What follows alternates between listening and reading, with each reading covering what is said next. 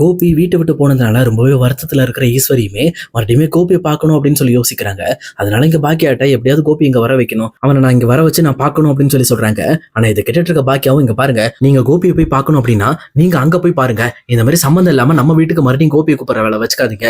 அவரா வந்து குழந்தைங்களை மட்டும் பார்த்துட்டு போட்டு வேற எந்த ஒரு இஷ்யூக்காகவும் அவர் இந்த வீட்டுக்கு வரது எனக்கு பிடிக்கல அப்படின்னு சொல்லி சொல்றாங்க. ஆனா இதை கேட்டுட்டு இருக்க ஈஸ்வரியுமே, நீ பண்றது தப்பு பாக்கியா, அவன் தான் ஒரு காலத்துல உன் குழந்தைங்களுக்கு என்ன வேணுமோ அது எல்லாத்தையுமே சேர்த்து செஞ்சுக்கிட்டு இருந்தான். உண்மை சொல்ல போனா உனக்கு புருஷனா என்னென்ன செய்யணுமோ அது எல்லாமே தெளிவா செஞ்சுக்கிட்டு இருந்தான். ஆனா இன்னைக்கு நீ அவனை ஒதுக்கிறது சரியில்லை. அவன் உடம்பு சரியில்லாம இருந்து இப்பதான் ரொம்பவே கஷ்டப்பட்டு அவன் திருந்தி இருக்கான். மறுபடியும் நீ அவனுக்கு எதிராக இப்படி பண்ற விஷயங்கள் எதுவுமே எனக்கு பிடிக்கல அப்படின்னு சொல்லிட்டு கோபிக்காக ஈஸ்வரியை ராதிகா கிட்ட சண்டை போட ஆரம்பிக்கிறாங்க.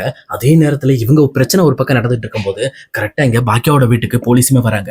வந்துட்டு இந்த பக்கம் பாக்கியாவை பார்த்து, நீங்க தானே பாக்கியா அப்படின்னு சொல்லி கேட்கறாங்க. உடனே அவங்களுமே, ஆமாங்க சொல்லுங்க என்ன விஷயம் அப்படின்னு சொல்லி கேட்கிறப்போ, ஒன்னும் இல்ல, நீங்க இந்த மாதிரி உங்க ரெஸ்டாரண்ட் விஷயமா ஒரு கம்ப்ளைண்ட் கொடுத்திருந்தீங்கல்ல, அவர் சம்பந்தப்பட்ட கேஸ் அடுத்த வாரம் திங்கட்கிழமை கோர்ட்டுக்கு வருதுங்க, அதனால ஞாபகமா கோர்ட்டுக்கு வந்துருங்க அப்படிங்கிற விஷயத்த இவரு ஞாபகப்படுத்திட்டு அங்கிருந்து கிளம்புறாங்க.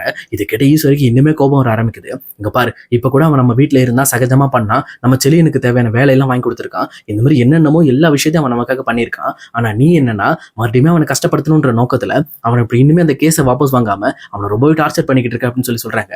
இது கேட்டுட்டு இருக்க பாக்கியாவும், இங்க பாருங்க, அந்த கேஸையும் இவர் உடம்பு சரியில்லாத விஷயத்தையும் நீங்க முடிச்சு போடாதீங்க. அது வேற இது வேற, யார் உடம்பு சரியில்லாம இருந்தாலும் கண்டிப்பா நான் உங்களுக்கு ஹெல்ப் பண்ணுவேன். அந்த ஒரு மனிதாபிமானத்துல தான் இங்க நான் கோபிக்கு ஹெல்ப் பண்ணேன். அதுக்காக அவர் செஞ்ச தப்பை என்னால மன்னிக்க முடியுமா? வாய்ப்பே கிடையாது. அவர் பண்ண தப்புக்கு என்ன தண்டனையோ அது கண்டிப்பா கிடைச்சே ஆகணும். அதுக்கு நான் எவ்வளவு நாள் ஆனாலும் சரி நான் போராடி அந்த தண்டனையை வாங்கி அவருக்கு கொடுப்பேன் அப்படின்னு சொல்லி சொல்றாங்க. இது கேட்ட ஈஸ்வரியுமே ரொம்பவே கோவப்பட்டுட்டு, நீ பண்றது எதுவுமே சரியில்லை, நீ பண்றது கோபியை பழி வாங்குறதுக்காக பண்ற மாதிரி இருக்கு, நீ தான் இருக்கிறதுல ரொம்ப கேவலமானவ அப்படின்னு சொல்லி இவங்களுமே சரமாரியா பாக்கியாவை திட்ட ஆரம்பிக்கிறாங்க. இதை கேட்டுட்டு இருக்க பாக்கியாவும், இங்க பாருங்க, உங்களுக்கு அப்படி உங்க மகன் தான் ரொம்ப முக்கியம் அப்படின்னா நீங்க இந்த வீட்டுல இருக்கணும்னு அவசியம் கிடையாது. நீங்க வேணா உங்க மகன் வீட்டுக்கே போயிடுங்க, நீங்க ராதிகாவோட வீட்டுக்கே போயிருங்க. ஆனா இங்க இருந்தா நான் என்ன சொல்றேனோ அது எல்லாத்தையும் செஞ்சா மட்டும் தான் இங்க இருக்க முடியும். இல்லைன்னா என்னை யாரும் தடுக்க கூடாது. இந்த மாதிரி என்னோட முடிவுகள்ல நீங்க தலையிடாம இந்த கண்டிஷன்லாம் ஓகே பண்ணிட்டு நீங்க இருக்கிறதா தான் இருங்க. இல்ல அப்படின்னா நீங்க உங்க மகனோட வீட்டுக்கு கிளம்புங்க அப்படின்னு சொல்லிட்டு இங்க ஒரேடியா ஈஸ்வரியை வீட்டை விட்டு வெளியிலேயே போக சொல்லிடுறாங்க. இது கேட்ட ஈஸ்வரியுமே, பேசுவ பாக்கியா, உங்ககிட்ட தான் பணம் இருக்குல்ல, அதனால நீ கண்டிப்பா பேசுவ. என் மகனோட அருமை உனக்கு இப்ப புரியாது, ஆனா கண்டிப்பா ஒரு நாள் நீ புரிய வர்றப்போ ரொம்பவே வருத்தப்படுவேன். நான் என் மகன் வீட்டுக்கே போறேன் அப்படின்னு சொல்லிட்டு மறுபடியும் இங்க ஈஸ்வரி கோச்சுக்கிட்டு தன்னோட பெட்டி எடுத்துக்கிட்டு இங்க ராதிகாவோட வீட்டை பார்த்து போயிட்டு இருக்காங்க.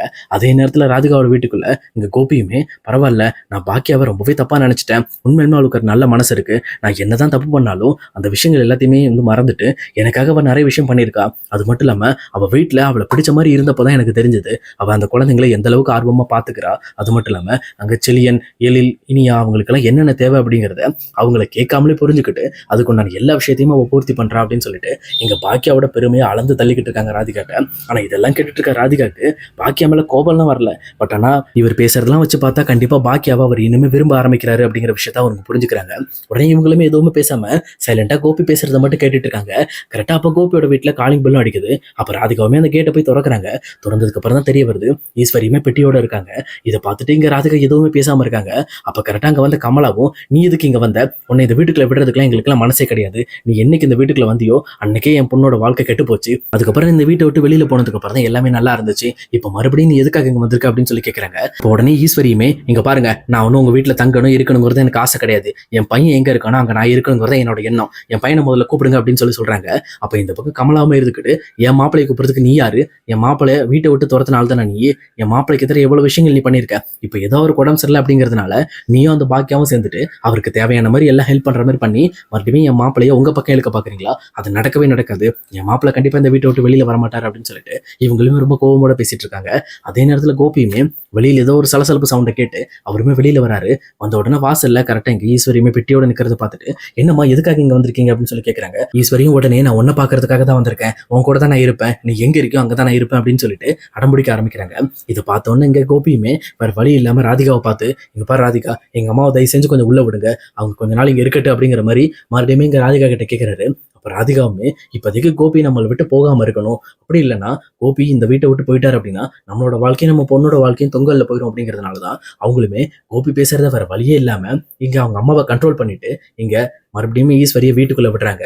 ஆனா அங்க ஈஸ்வரி உள்ள போகும்போது இங்க ராதிகாவை பார்த்து முறைச்சுக்கிட்டே போயிட்டு இருக்காங்க. ஈஸ்வரியோட எண்ணம் எப்பவுமே ராதிகாவை கோபி கிட்ட இருந்து பிரிச்சு மறுபடியும் கோபியை இங்க பாக்கிய கூட சேர்க்கறதா ஒரே எண்ணமா இருக்கும். ஆனா இதை புரிஞ்சுக்கிட்டு எப்படிதாங்க ராதிகா மறுபடியும் ஈஸ்வரியை உள்ள விட்டாங்கன்னு தெரியல அப்படின்னு சொல்லிட்டு இங்க எல்லாருமே வந்து யோசிச்சுட்டு இருப்போம். ஆனா கண்டிப்பா ராதிகாவோட அமைதிக்கு பின்னாடி ஒரு பயங்கரமான திட்டம் ஒண்ணு ஒளிஞ்சிருக்கு அப்படிங்கிறது தெளிவாவே தெரியுது.